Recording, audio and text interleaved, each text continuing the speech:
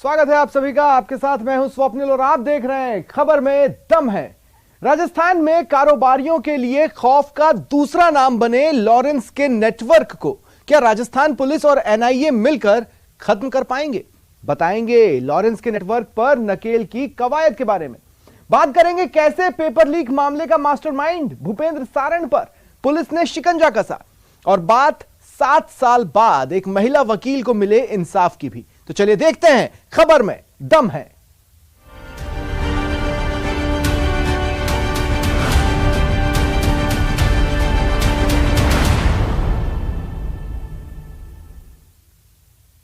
पंजाब से निकला एक गैंगस्टर राजस्थान समेत पूरे उत्तर भारत की पुलिस के लिए सिरदर्द बना हुआ है। पिछले 10 दिनों से जयपुर पुलिस पूछताछ कर रही है, एनआईए भी उसके क्राइम सिंडिकेट को खंगाल रही है। लॉरेंस की क्राइम कुंडली डीकोड।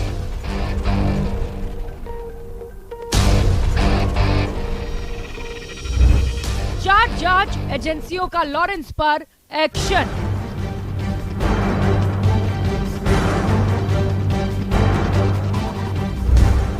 जांच एजेंसियों की सख्ती, देख डरा डॉन।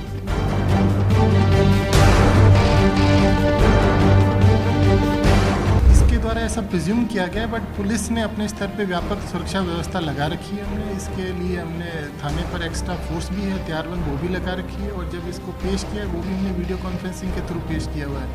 तो जो सुरक्षा वाले पॉइंट पर बेसिकली किसी तरह से कोई कॉम्प्रोमाइज़ नहीं किया जा रहा। पिंडा में बंद लॉरेंस इन दिनों राजस्थान पुलिस के शिकंजे में है, जहां पुलिस उससे लगातार पूछताछ कर रही है।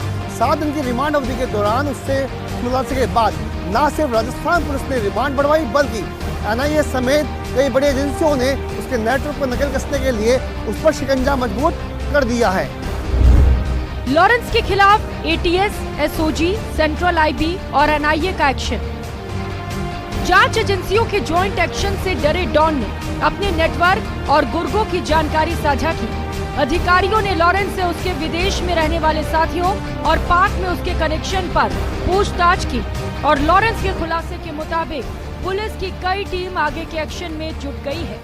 देखिए, जैसा आपको जानकारी है, पहले जी क्लब के जो ओनर थे उसको शुरुआती दौर में एक्सटॉर्शन की थ्रेट कॉल आई थी और उसके पश्चात में फायरिंग हुई थी। तो पुलिस ने त्वरित कार्रवाई करते हुए मुकदमा दर्ज करके जो शूटर्स थे उनको अरेस्ट किया, और फिर इस गैंग के जो मुख्य सरगना है बेसिकली गैंगस्टर लॉरेंस, इसको हम लोगों ने पंजाब से लिया था, अरेस्ट करके लाए हैं। सूत्रों के मुताबिक एनआईए ने लॉरेंस गोल्डी बरार के लिए काम करने वाले 6 बदमाशों को पकड़ा है। ये वो लोग हैं जो लॉरेंस और गोल्डी के लिए हर प्रकार का काम करते हैं।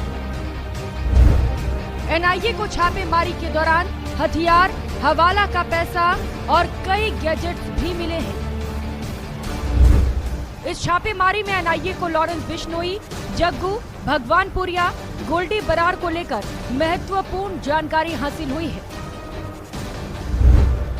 दरअसल पूछताछ में आतंकवादी, गैंगस्टर, ड्रग तस्कर और हथियार तस्करों के साथ लॉरेंस गैंग का कनेक्शन सामने आया था।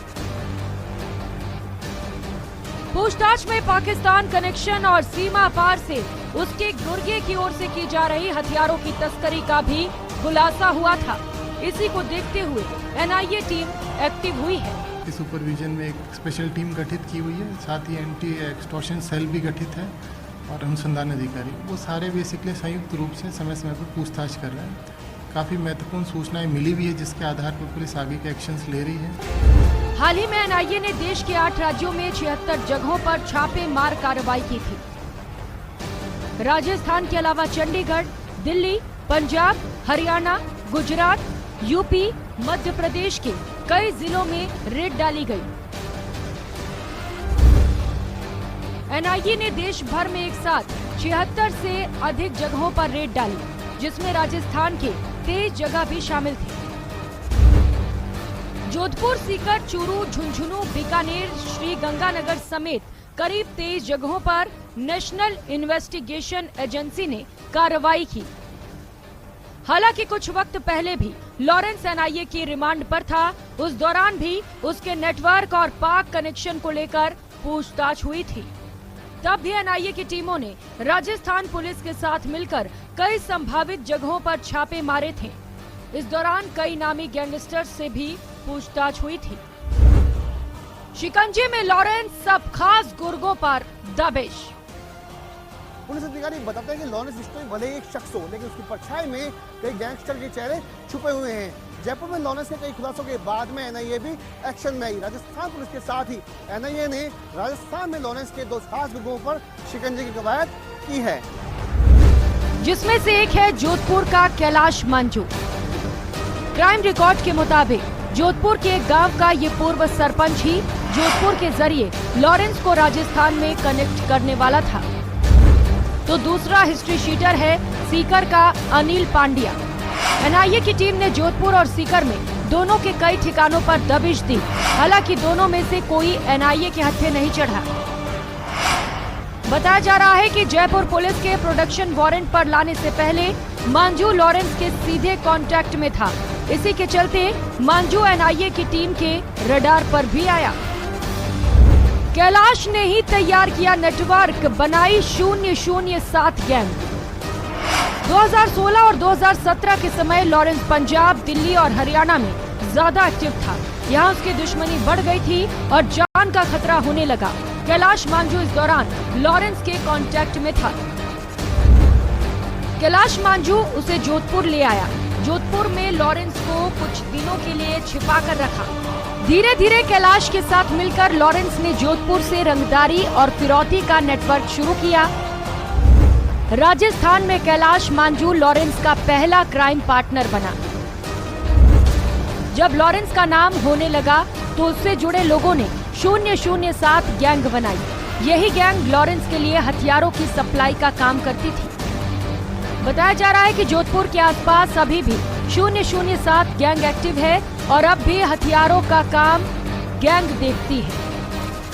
कैलाश ने ही जोधपुर के टॉप बिजनेसमैन और रसूखदारों की लिस्ट लॉरेंस को भेजी और रंगदारी मांगने का प्लान तैयार करता था। सिद्धू मूसेवाला हत्या मामले में भी जोधपुर कनेक्शन सामने आया था। मूसेवाला को मारने के लिए हथियार पाकिस्तान के रास्ते होते हुए जोधपुर आने की बात सामने आई थी। यहीं से ये हथियार शूटर को दिए गए। वहीं एनआईए ने सीकर के फतेहपुर के कस्बे के सदर थाना इलाकों में हिस्ट्री शीटर अनिल पांड्या के घर पर भी छापे मारे थे। पांड्या पर फतेहपुर के सदर थाने सहित 8 जिले और देश के 4 राज्यों में 39 आपराधिक मामले दर्ज हैं। इनमें मर्डर, शराब तस्करी, हवाला, जमीन सहित कई मामले हैं। राजस्थान के सीकर, झुंझुनू, नागौर, चूरू, जालौर, बाड़मेर, जयपुर, अजमेर के अलावा पंजाब, हरियाणा, गुजरात में भी विभिन्न आपराधिक मामले दर्ज हैं। लॉरेंस बिश्नोई की क्राइम सिंडिकेट की जड़ें पंजाब में है, लेकिन राजस्थान समेत पूरे उत्तर भारत में वो एक बड़ा क्राइम सिंडिकेट बनाना चाहता था। इसलिए उसने दिल्ली, हरियाणा, राजस्थान, पंजाब और यूपी के लोकल गैंगस्टर्स को अपने साथ मिलाया। लेकिन मुसल्लह हत्याकांड के बाद से लॉरेंस और उसके नेटवर्क के खिलाफ जब सख्ती बढ़ी तो उत्तर भारत के सबसे बड़े और संगठित गिरोह पर नकेल कसने की उम्मीद और बढ़ गई है। बात करते हैं पेपर लीक कांड के मास्टरमाइंड भूपेंद्र सारण की, जो करीब 2 महीने तक पुलिस को चकमा देने के बाद बेंगलुरु में पुलिस के हत्थे चढ़ा। पूछताछ में मामले में पुलिस को पेपर लीक से जुड़े बाकी गुनहगारों तक पहुंचने में मदद मिल सकती है।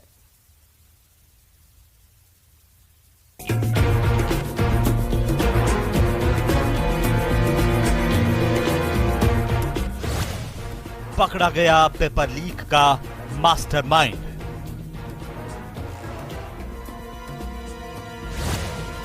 राजस्थान, दिल्ली और गुजरात में काटी फरारी।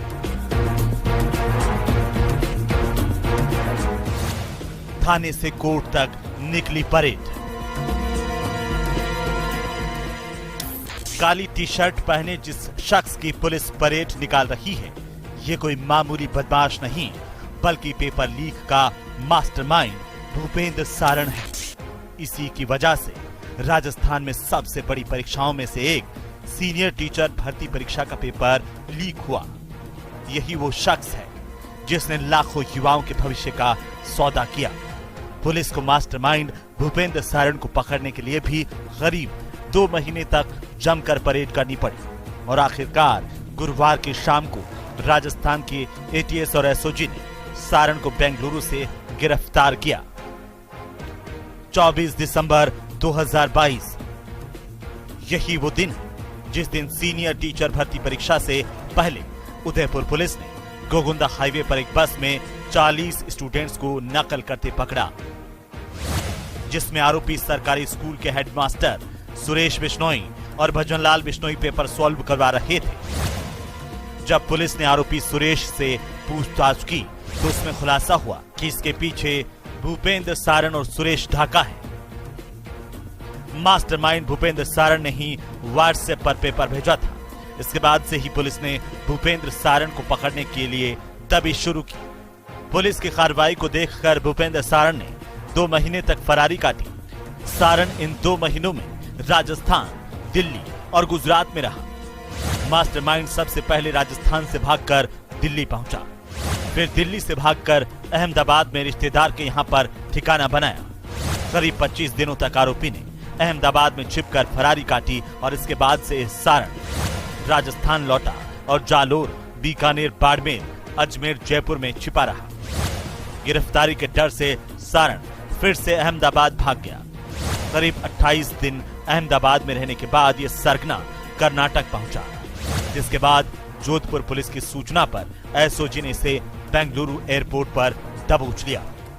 जेडीए ने आरपीएससी सेकंड लेवल के पेपर लीक मामले के माफिया भूपेंद्र सारण और सुरेश ढाका के अलग अलग ठिकानों पर कार्रवाई करके वहां पर तोड़फोड़ की कार्रवाई को अंजाम दिया।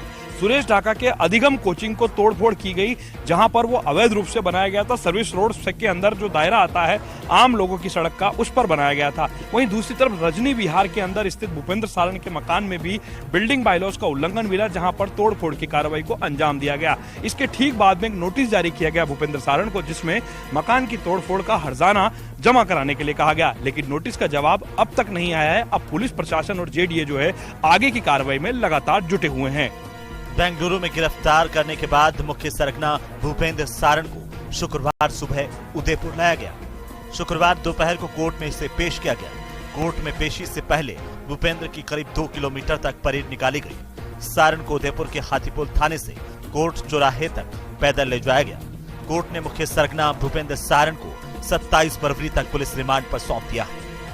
हमने पुलिस रिमांड मांगा था और 27 तारीख तक पुलिस रिमांड पर न्यायालय ने सौंपा है। बड़े सवाल जो हैं वो सामने किस तरह से इंट्रोगेट होगा सर? ये तो अभी अनुसंधान का विषय है, ये अभी डिसाइड नहीं होगा, अनुसंधान में डिसाइड होगा। Paper leak mafia Bhupendra Saran को भले ही उदयपुर पुलिस ने गिरफ्तार कर लिया हो, एसओजी और उदयपुर पुलिस उससे पूछताछ कर रही हो, मगर अभी भी कड़ाई से पूछताछ होने के बाद में कई बड़े खुलासे होने की उम्मीद पुलिस को है, क्योंकि कई तरह के पेपर लीक के मामलों में भूपेंद्र सारण सीधे तौर पर इन्वॉल्व पाया गया था। वहीं सुरेश ढाका अब तक कहां है, पुलिस को इस बात की कोई जानकारी नहीं है।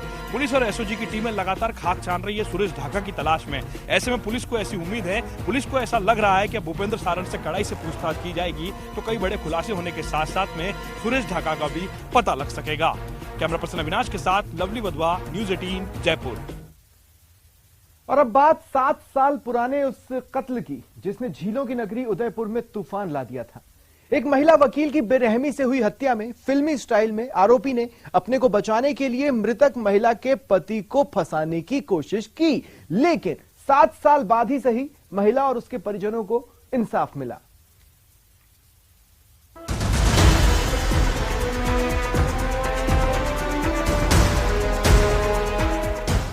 सात साल बाद रुचिका को इंसाफ।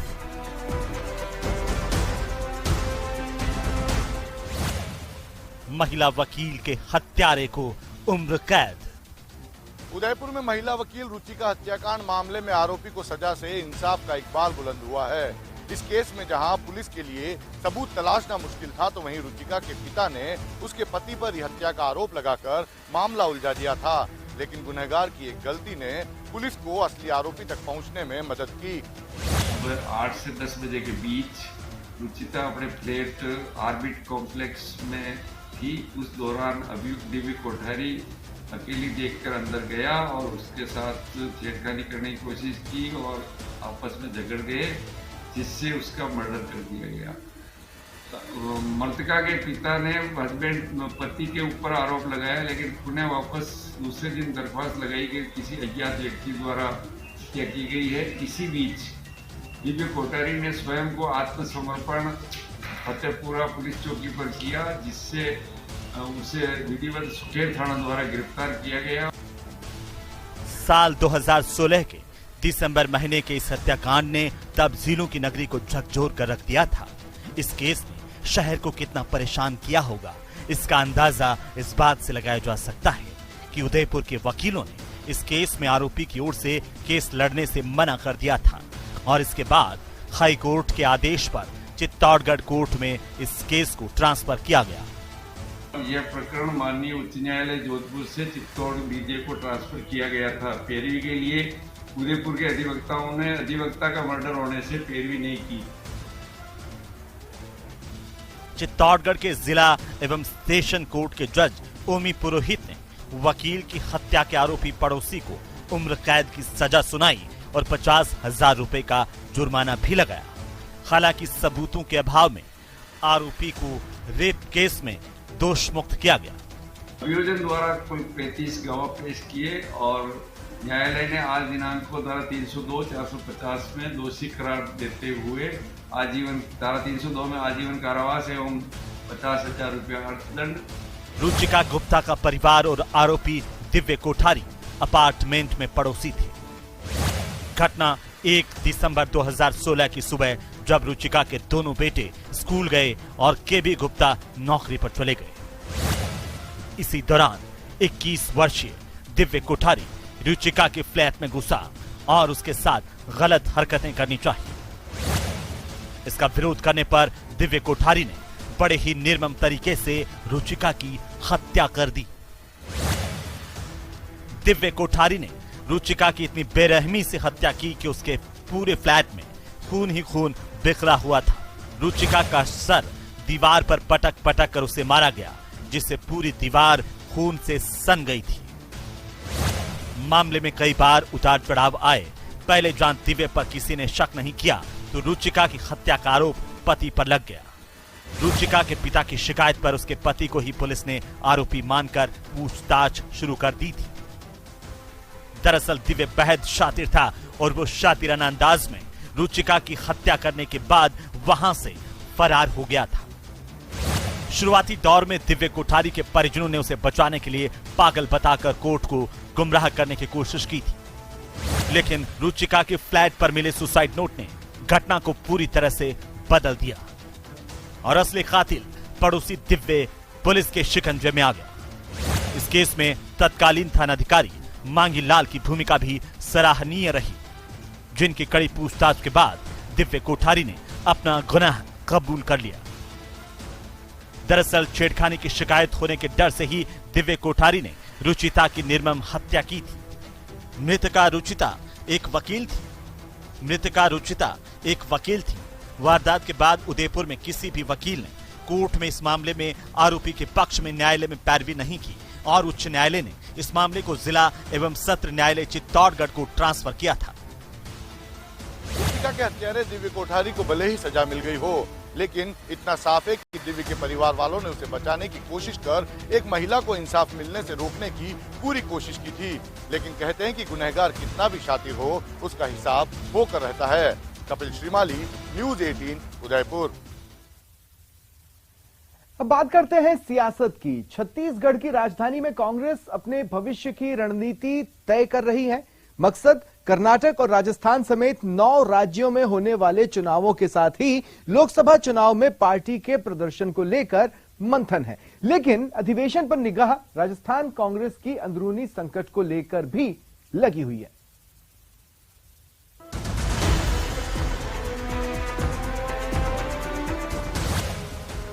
रायपुर से कांग्रेस का रण का ऐलान।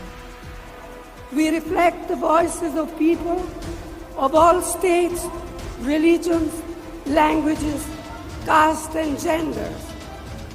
We work to uphold the dignity and fulfill the dreams of each and every Indian. Rajasthan समेत 3 राज्यों के लिए संकल्प।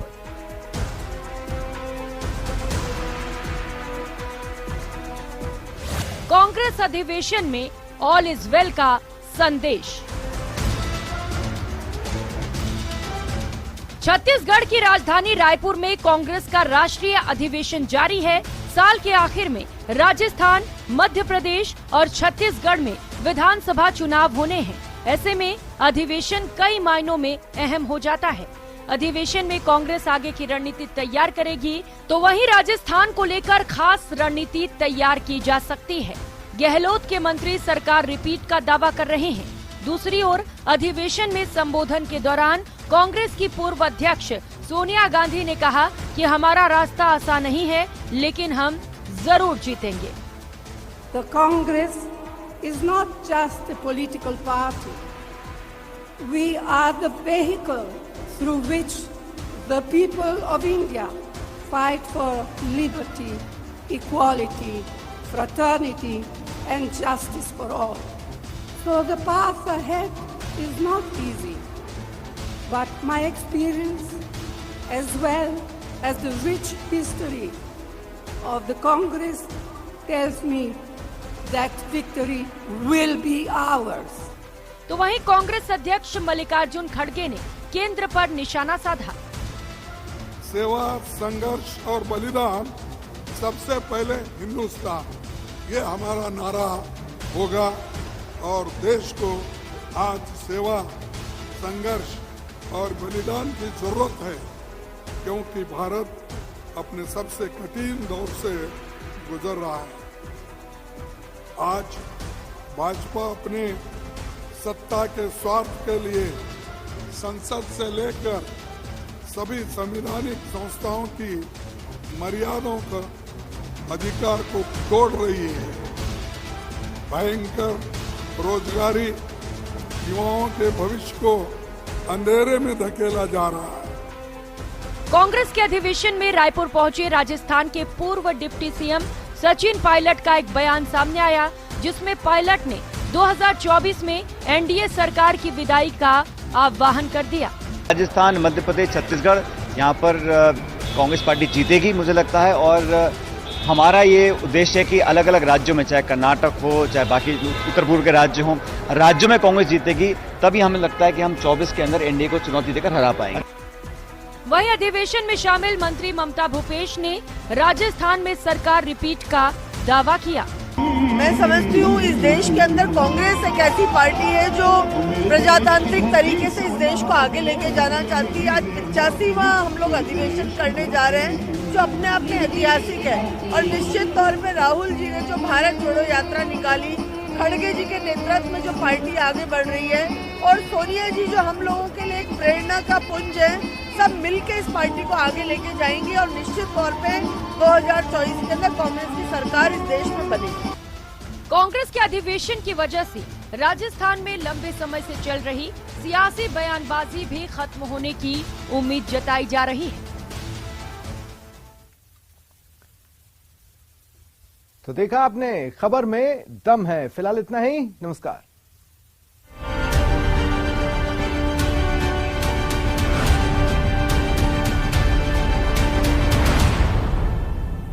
Headlines presented by